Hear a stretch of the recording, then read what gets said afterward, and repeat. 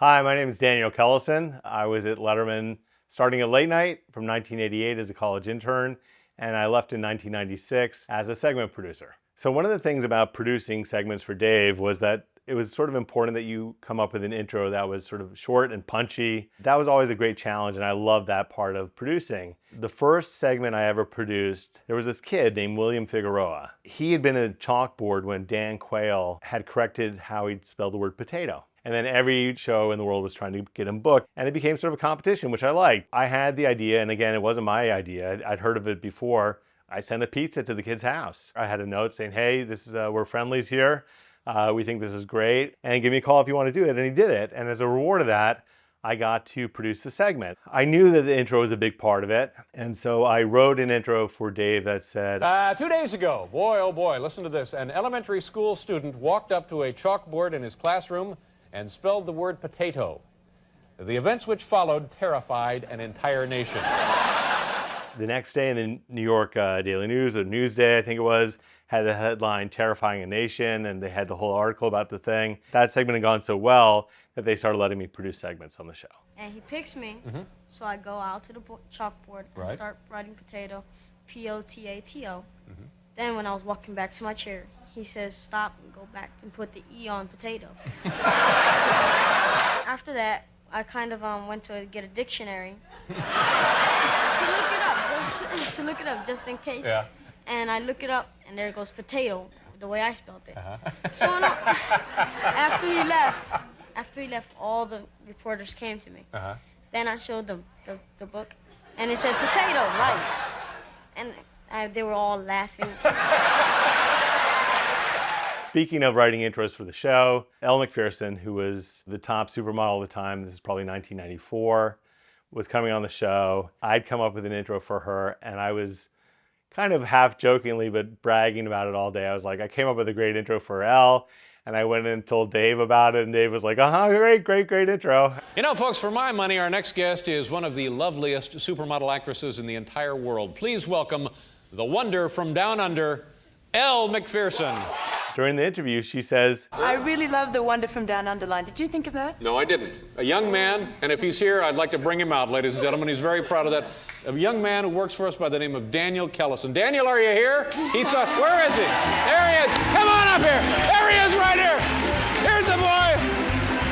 This is the guy right here. He thought of it. There she is. Daniel Kellison. part of the fun of human interest guests were that you never sort of knew where they were going to come from, and you wanted to come up with ideas that nobody else was going to have. One Saturday afternoon, I found myself probably stoned watching Wide World of Sports. I saw the cliff diving from Acapulco, and I thought, I wonder whether we could do some cliff diving off of that building on 53rd Street. It would cost $200,000 to do it with the pool and all that stuff. So Morty said, see if you can get a sponsor. I called Nike and they said, yeah, we'll give you the money for that if you put a Nike swoosh at the bottom of the pool. We're calling everywhere looking for water because there was a drought in New York City at the time. And we found this place in New Jersey that brought up all the water, and they filled the pool, and it was like, you know, muddy brown water. And you couldn't see the Nike logo. I was like, oh my God. And this poor woman, this brave woman, she climbs up the ladder, and she told me later that she had vertigo as she started going up. So she did the dive and the flips, but she said it was the most terrifying thing she'd ever done in her life.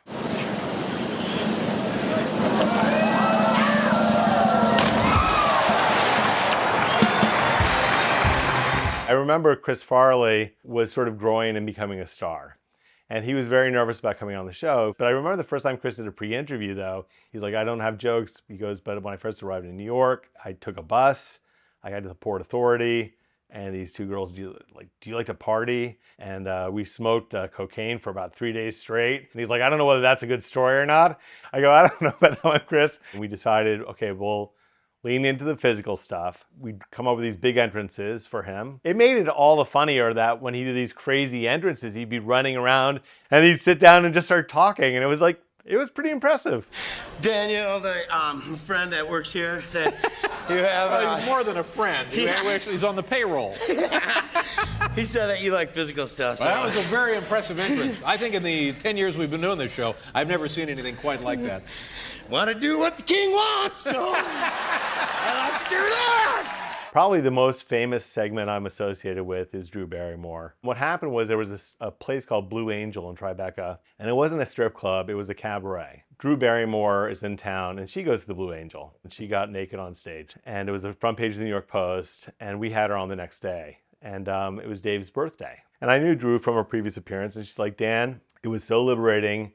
It was the greatest thing I've ever done in my life. I go, if you feel like giving a little dance to Dave, it's his birthday, you'd probably get a kick out of it. And she goes, give me some vampy music from Paul, but you can't tell anyone at all. So I didn't know whether she was gonna do it or not, and I went to Morty, and he goes, well, that's your call. And I go, it's not my call. You're the executive producer, it's your call. So I figured at that point, like I'd been there long enough and had some success that I figured like, if it goes bad, then so be it. And rest was sort of, famous moment in the show's annals. Would you like me to do a dance for you? Do it? Hi, Paul. Paul, give me some bliss. Oh my God. Oh, geez.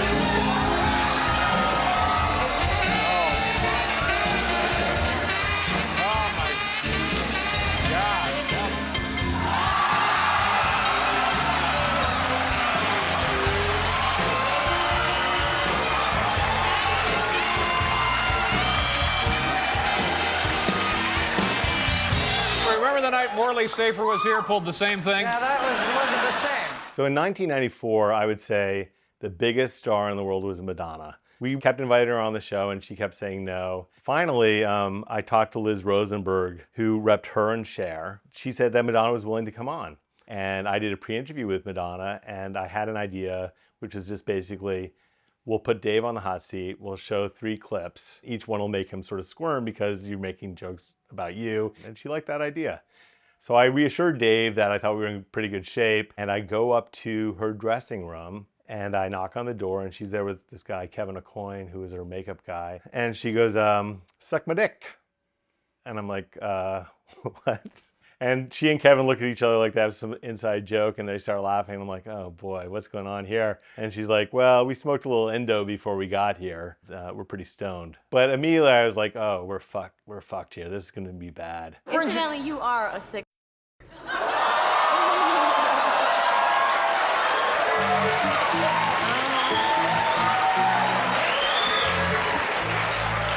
I don't know why I get so much. You realize this is being broadcast, don't you? Yeah. What brings Wait a you... minute, aren't you gonna smell them? I gave him my underpants and he won't smell. That's not where they go. No, believe me, that's Come on, where you the won't underwear know. goes. That's... Don't you want to show everybody the underwear? I think most everybody has seen underwear. No, they haven't seen mine and mine. Oh, no, that's not true. I would say also in 1994, the biggest movie star in the world was Julia Roberts. And normally we like to do pre-interviews just as a safety net. She didn't want to do a pre-interview, but she'd do one with Dave. So I went to Dave and I said, the only way she'll do a pre-interview is with you. Dave was like, okay, I'll do the pre-interview with her. And we called Julia Roberts. He says, so what do you want to talk about? And she goes, I don't know, what do you want to talk about? And Dave sort of flummoxed goes, I don't know, I guess we'll figure it out when you get here. And that was the pre-interview. She ended up coming on the show, and I have 5 minutes to try to do a quick pre-interview with her. She was in a movie called I Love Trouble, and she played a professional pickpocket. So I said, hey, do you think you could pick my pocket? She grabbed me and kissed me on my lips and pulled my wallet out of my pocket. Career highlight. All right, let me take care of this. I'll take care of this. Hand me that card. Give me that card. I'm being sweet.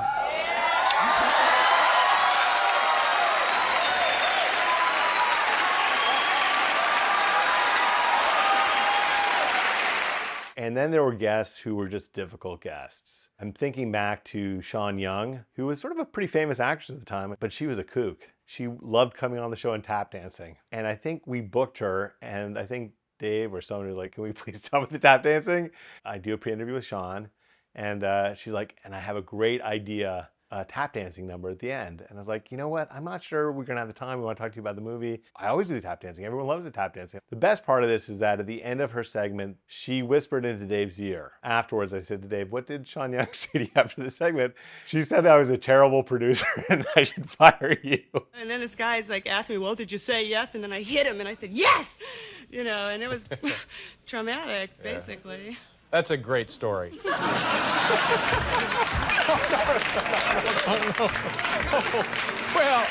Well, that's just perfect. Now I'm paralyzed. Thank you. I'm paralyzed for life. So one of the challenges of booking 200 shows a year, we would rely on certain standbys, be it Tony Randall or Anthony Quinn, but also we would go to the news anchors a lot of time. And Dan Rather came on and he talked about Love and Train songs as a kid. And I was like, do you remember the Train songs on the pre-interview? Sort of leading him into this. Now, Dan Rather at the time was the most trusted news person in the United States, but he sang that song on the show, and then every time he came on, he'd sing another Train song. That was sort of like one of those things, again, you saw a little thing in a book, and you'd grab onto that, and you would produce these sort of like cool moments in time. Ding, ding. Woo, woo, woo. The runaway train ran over the hill and she blew, she blew. The runaway train ran over the hill and she blew, she blew. The runaway train ran over the hill, and the last we heard, she was blowing still, and she blew, blew, blew, blew, blew. Yes, sir. So one of the great things about being on the show was being able to get people on the show that I wanted to see. And one of the people that I loved had been banned from the show was Harvey Pekar. I was able to get him back on the show, and that was really a victory in many ways because I loved him, and I loved Art Crumb, who illustrated a lot of his stuff. You don't have to apologize because, you know, like I say, I'm here not to talk to you, but to make money. And if I could, you know, and I got booked to come on again, and I'm making more money, and that's the name of the game. And as a matter of fact, I made even more money. You don't have to, you know, let me just tell you this. I made it because we don't have much time for your Harvey, comments. I'm on the edge of my seat. Yeah, I see you. Similarly, I would say Crispin Glover was somebody else who was banned from the show. And he had a movie, and I was like, can I talk to him, pre-interview him, and see if he's great? And he came on, and then afterwards, he presented Dave with this bronze shoe. And the reason I have it is because he gave this to Dave. I said to Dave, hey, Crispin wanted you to have this. He bronzed the shoe. And Dave was like, I don't want that. Here it is, Crispin Glover's shoe. You wanted to arm wrestle me? You wanted to kick me? Now, what was that all about? Because clearly that you're not the same guy. Well, I guess so. Is too bad for you. But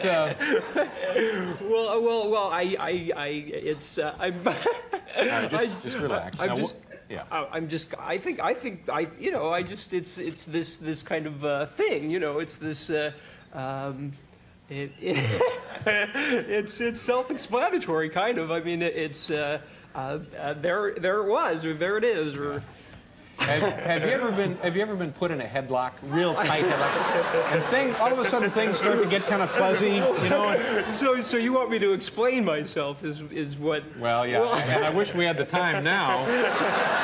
So one of the cool things about booking all the comedians and producing all the comedians was you got to hear their jokes in advance.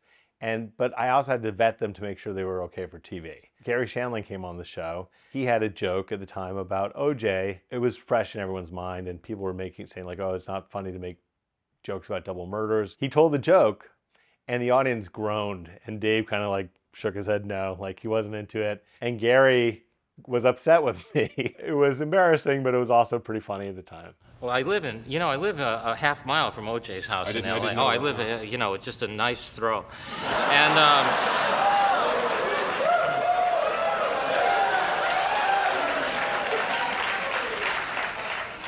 I asked your talent coordinator, whatever his name is, if I could do OJ material. That's very nice of you, whatever his name is. What is his name? Do you know? I have no idea. Exactly. There he is right there! It's Daniel Kellison! Take him out, Daniel! Take him out! We got a phone call asking whether we wanted to have Sean Connery on the show. He had prostate cancer. He wanted to show that he was still virile and able to do these sort of like He-Man roles. And his publicist said that he wanted to come on riding a bicycle. And I was like, he's James Bond. He can't come in riding a bike. He's going to come in on a jetpack. We had a very low budget. In fact, we had no budget. So we put Sean Connery in this like massive like harness, and then we put 2 fire extinguishers. And then he made a jetpack entrance, and it came down. TV Guide called it the entrance of the year, but it was pretty ridiculous. Ladies and gentlemen, please say hello to one of my favorite actors, Sean Connery.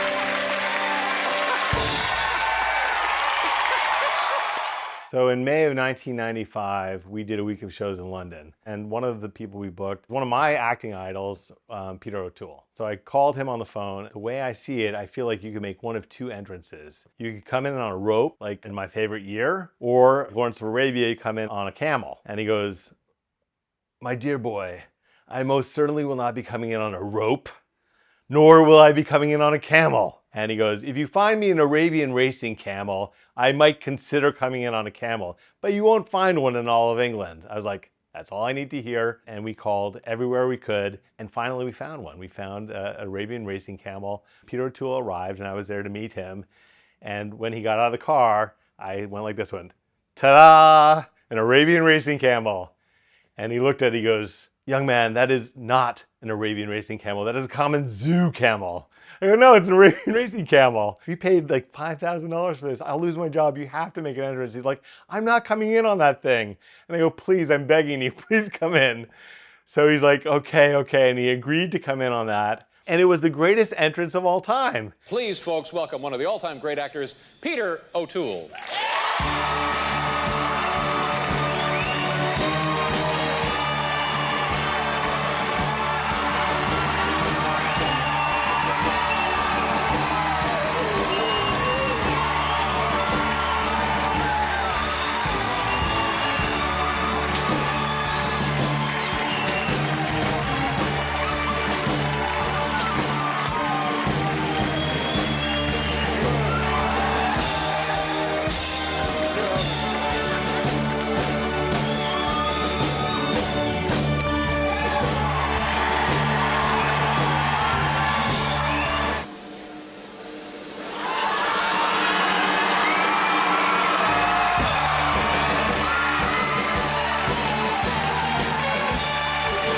I believe that's called a stupid pet trick. Yes, it